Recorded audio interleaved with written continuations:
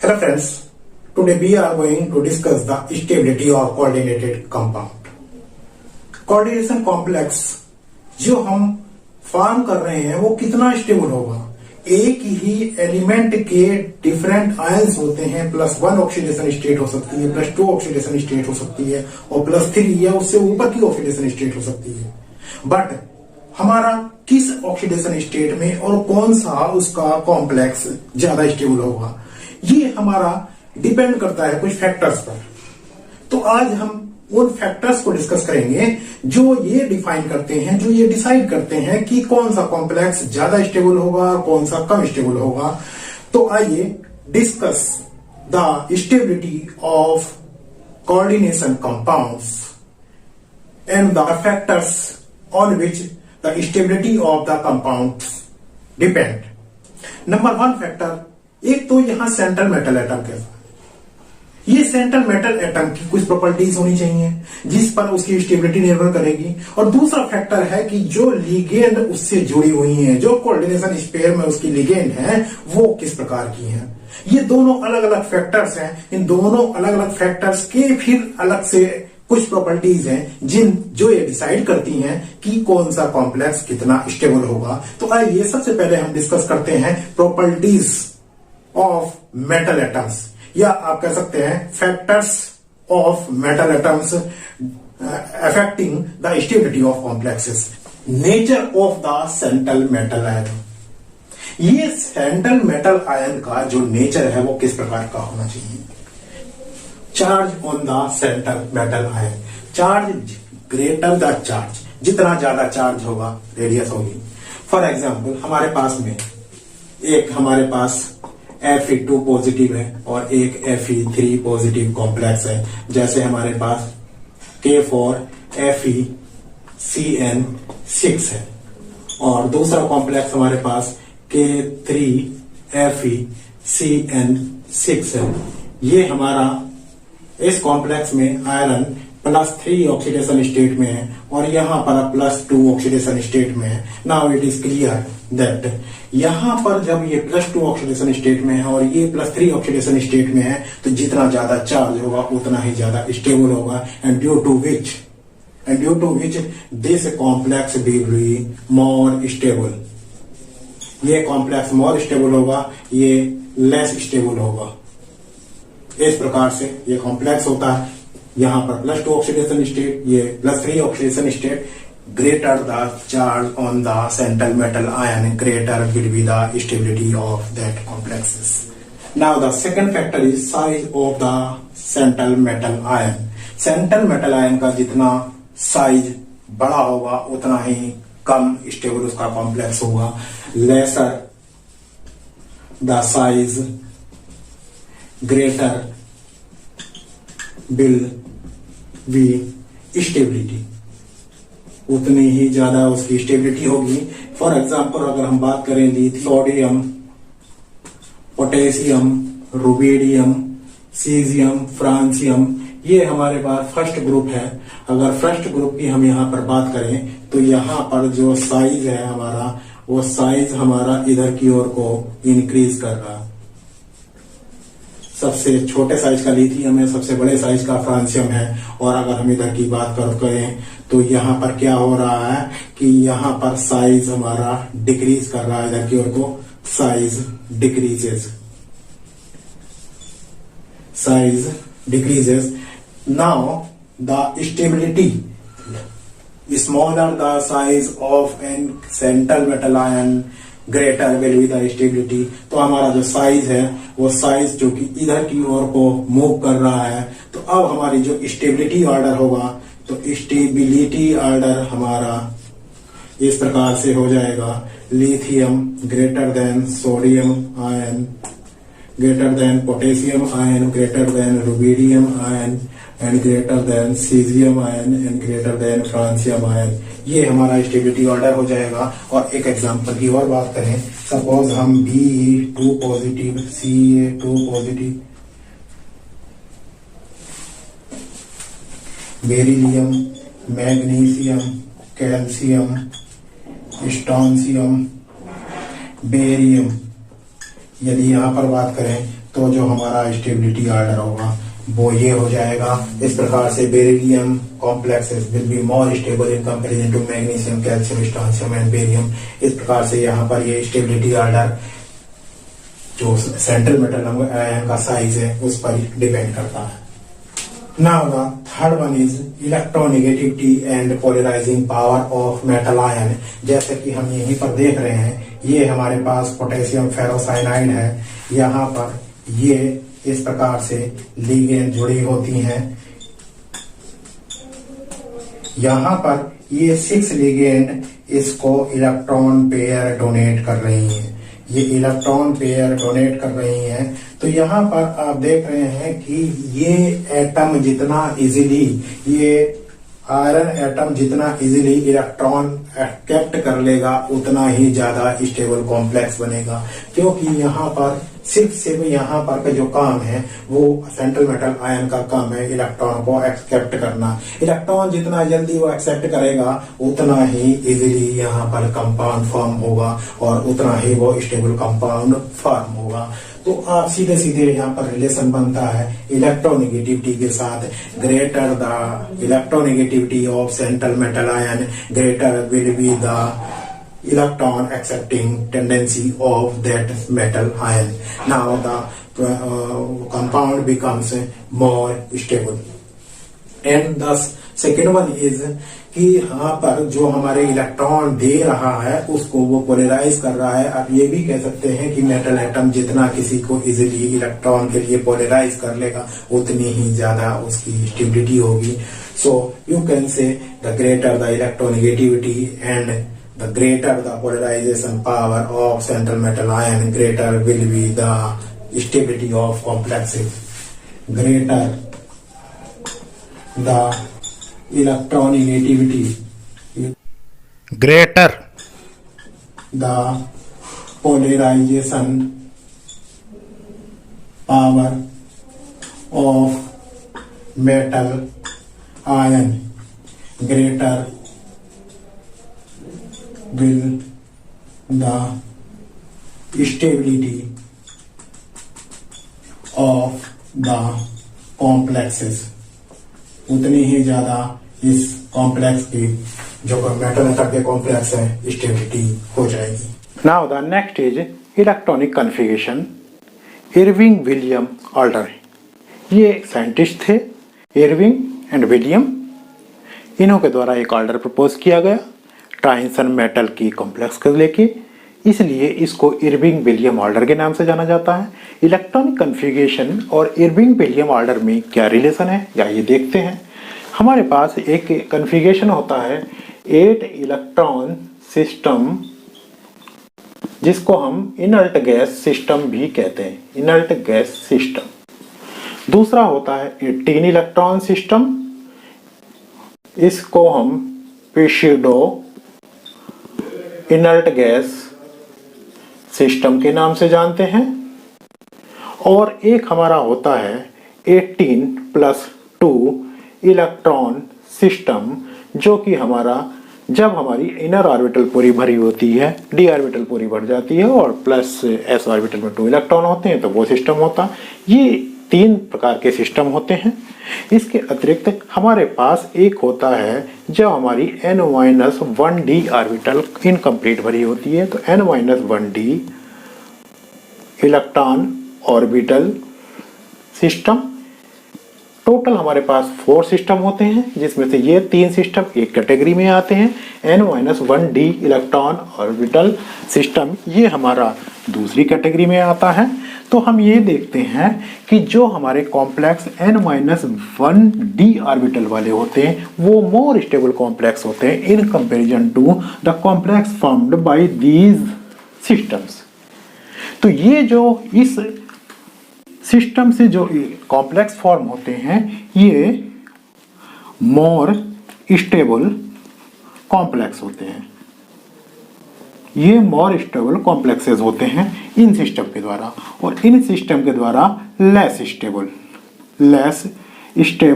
Complexes, ये less stable complexes होते हैं। इस प्रकार से अब यहाँ पर हम बात करें, दो तरह की हमारे पास ऑर्बिटल होती है, inner D orbital system and outer D orbital system. यहाँ पर ये हमारे पास सिस्टम होते हैं इसमें भी। तो इसमें जो हमारी इनर डी ऑर्बिटल यूज करके जो कॉम्प्लेक्स बनते हैं, या आप ये कह सकते हैं इनर डी ऑर्बिटल कॉम्प्लेक्सेस भी यहाँ पर कहा जा सकता है, सिस्टम और कॉम्प्लेक्सेस। तो इनर डी ऑर्बिटल को यूज करके जो कॉम्प्लेक्स बनते हैं, ये हमारे मोर स्टेबल कॉम्प्लेक्सेस होते हैं, जबकि ये हमारे आउटर डी ऑर्बिटल को यूज करके जो बनते हैं, ये हमारे लेस स्टेबल कॉम्प्लेक्सेस होते हैं। इन्हीं सब सिस्टम के आधार पर जो हमारे ये सिस्टम है, ये लेस स्टेबल हो गए। n-1 डी ऑर्बिटल हमारे पास टाइसन सीरीज होती है। तो टाइसन सीरीज के लिए हमारे पास ये दो कैटेगरी हो गई है, इनर डी ऑर्बिटल वाले ज़्यादा स्टेबल कॉम्प्लेक्स होंगे और आउटर डी ऑर्बिटल वाले ये लेस स्टेबल कॉम्प्लेक्सेस होंगे। तो अब यहाँ पर हमारे पास जो ये सिस्टम पूरा क्रिएट हुआ है, इसी को जो हमारे टाइसन सीरीज बनती है, उसी को इरविंग विलियम ने प्रपोज किया कि उसके जो कॉम्प्लेक्स बनने की टेंडेंसी होगी वो किस प्रकार से कॉम्प्लेक्स बनाएंगे। तो वहाँ पर उसमें फर्स्ट ट्रांजिशन सीरीज को लेके उन्होंने एक प्रपोजल दिया, जिसमें मैग्नीज +2 से लेके जिंक तक का उसमें जस्टिफिकेशन है। यहाँ पर मैग्नीज से लेकर जिंक तक सभी की हम +2 ऑक्सीडेशन स्टेट भी कंसीडर कर रहे हैं। तो यहाँ पर manganese, iron, cobalt, nickel, copper and zinc, ये हमारे पास कॉम्प्लेक्स हैं। तो यहाँ पर ये देखा जाता है कि जो स्टेबिलिटी है कॉम्प्लेक्स की, इस प्रकार से ये स्टेबिलिटी इंक्रीज होती है। यहाँ से स्टेबिलिटी increases, stability increases यहाँ से यहाँ तक, और फिर इधर की ओर को ये यहाँ से डिक्रीज होती है, ये इधर जिंक से कॉपर की ओर को डिक्रीज होती है। तो ये कहलाता है यहाँ पर हमारा इरविंग विलियम ऑर्डर के नाम से हम इस स्टेबिलिटी ऑर्डर को जानते हैं। और इस प्रकार से ये इलेक्ट्रॉनिक कन्फिगरेशन के आधार पर हम कॉम्प्लेक्स की स्टेबिलिटी को डिफाइन करते हैं। Now first point is the size and charge on the ligand. जितना ज्यादा किसी लिगेंड पर चार्ज होगा और जितना छोटा साइज होगा, उतना ही ज्यादा स्टेबल कॉम्प्लेक्स बनेगा। आप कह सकते हैं greater the charge and smaller the size, greater will be the stability of complexes। जैसे यहाँ पर greater the charge and smaller the size of a ligand, more stable will be the complex, उतना ही stable complex होगा। For example हमारे पास अगर हम iron 3 Fe3 positive के साथ में यहाँ पर कोई कॉम्प्लेक्स बनाना चाहते हैं और हमारे पास एक लिगेंड F है और एक Cl है, एक F नेगेटिव एक Cl नेगेटिव, तो यहाँ पर F नेगेटिव का साइज छोटा होने के कारण ये स्मॉल है, ये लार्ज साइज क्या है, तो यहाँ पर इस स्मॉल साइज होने के कारण इसके साथ यहाँ पर ज्यादा स्टेबल कॉम्प्लेक्स बनेगा इन कंपेरिजन टू क्लोराइड। तो इस प्रकार से greater the charge and smaller the size of ligand, greater will be the stability of complex. Second one is the basic character. Basic character क्या होता है कि किसी को इलेक्ट्रॉन डोनेट करने की टेंडेंसी, और यहाँ पर लिगेंड जैसे हमारे पास ये आयरन है और यहाँ पर Cn है और ये Cn लिगेंड है, इस प्रकार से Cn लिगेंड यहाँ पर इसके साथ में ऑक्टाहेड्रल पोजीशन पर सब जुड़ी रहती हैं, ये इसको इलेक्ट्रॉन पेयर डोनेट करती हैं। इलेक्ट्रॉन पेयर डोनेट करने के कारण ये बेसिक होती है नेचर में। इसीलिए यहाँ पर हमारा बेसिक करैक्टर बहुत ही इंपॉर्टेंट फैक्टर होता है। Greater the basic character greater will be the stability of that compound. जितना ज्यादा ये इलेक्ट्रॉन डोनेट करेंगे लिगेंड, उतना ही इजीली ये स्टेबल कॉम्प्लेक्स फॉर्म होगा। जैसे हमारे पास सपोज एक अमोनिया है और एक वाटर लिगेंड है। वाटर में ऑक्सीजन एटम की इलेक्ट्रोनेगेटिविटी ज्यादा होती है, नाइट्रोजन की इलेक्ट्रोनेगेटिविटी जबकि कम होती है। यहाँ पर इसके पास लोन पेयर इलेक्ट्रॉन होता है। इसके पास 2 इलेक्ट्रॉन पेयर होने के बावजूद भी इलेक्ट्रोनेगेटिविटी ज्यादा होने के कारण ये इलेक्ट्रॉन अपने इजीली किसी को डोनेट नहीं करता और nitrogen atom easily electron donate कर देता है। So this ligand will form more stable complex in comparison to water. That is the basic character. Now the next one is chelate effect. किसी भी मॉलिक्यूल में अगर चिलेट लिगेंड है, अगर chelation उसमें हो सकता है, तो वहां पर वो मोर स्टेबल कॉम्प्लेक्स देगा in comparison to non chelating ligand. For example हमारे पास ये एथिलीन डाइएमीन मॉलिक्यूल है। ये एथिलीन डाइएमीन एक लिगेंड है जो चिलेशन शो करती है। यहाँ पर ये चिलेट करती है।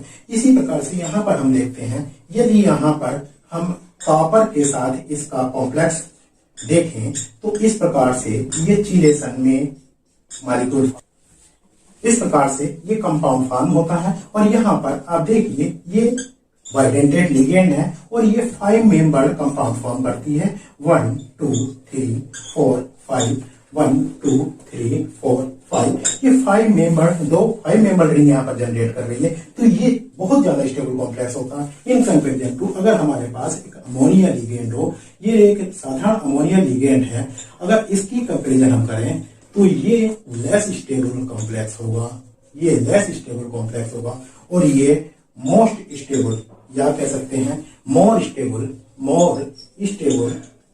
कॉम्प्लेक्स होगा। इस प्रकार से चिलेट लिगेंड हमेशा नॉन चिलेटिंग लिगेंड की कंपैरिजन में मोर स्टेबल प्रोडक्ट देती है, मोर स्टेबल कॉम्प्लेक्स फॉर्म करती है।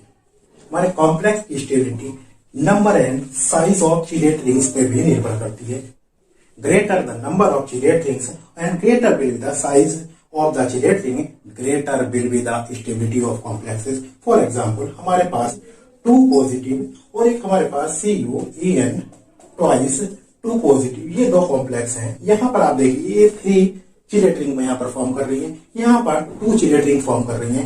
This complex will be more stable in comparison to this. यहाँ पर 3 चिलेट रिंग बनेंगे, यहाँ पर 2 चिलेट रिंग बनेंगे, यहाँ चिलेट रिंग्स और यहां पर केवल 2 चिलेट रिंग्स बन रही हैं।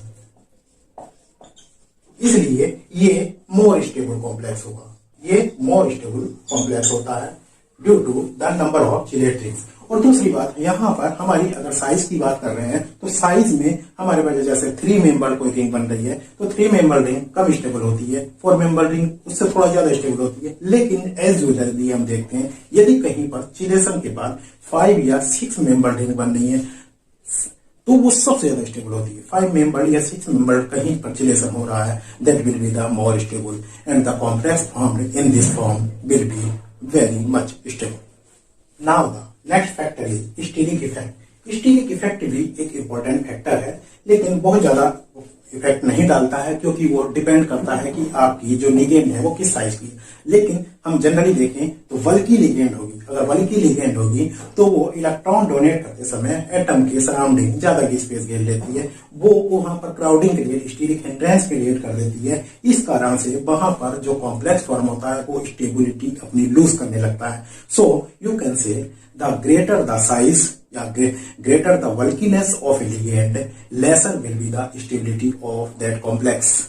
तो यहाँ पर हमारा बल्कि का लिगेंड का होना हमारे कॉम्प्लेक्स के लिए फेवरेबल नहीं होता। एक छोटे साइज की लिगेंड का होना हमारे कॉम्प्लेक्स के लिए फेवरेबल होता है। Now the next point is environment.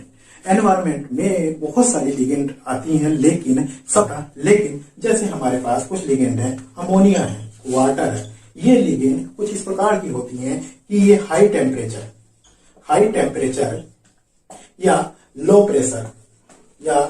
Pressure पर ये उतना सपोर्ट नहीं करती, ये फ्री हो जाते हैं, ये मॉलिक्यूल उसमें से निकल जाते हैं और लेस स्टेबल कॉम्प्लेक्स फॉर्म करती हैं। जब हमारा हाई टेम्परेचर होती है तो कॉम्प्लेक्स लेस स्टेबल हो जाता है। Now the next effect is the concentration. Concentration का भी कुछ कंपाउंड पर इफेक्ट पड़ता है। बहुत सारे कंपाउंड इस प्रकार के होते हैं जो सॉलिड स्टेट में और हाई कंसंट्रेशन की पोजीशन में भी स्टेबल फॉर्म में होते हैं, बट वे कंपाउंड जब हम किसी सॉल्यूशन जैसे वाटर में डिसॉल्व करते हैं, वाटर में डिसॉल्व करने पर उनकी जो स्टेबिलिटी होती है वो लूज करने लगती है, वो कन्वर्ट हो जाते हैं। जैसे फॉर एग्जांपल हमारे पास ये एक कॉम्प्लेक्स है C2H5OCl। ये इस कॉम्प्लेक्स का पहले ग्रीन कलर था, बट जैसे ही हम इसको वाटर में डिसॉल्व करते हैं, on dissolving in water, water में डिसॉल्व कर देने के बाद ये CrH2O6 2 पॉजिटिव आयन इसमें कन्वर्ट हो जाता है जो वायलेट कलर का होता है।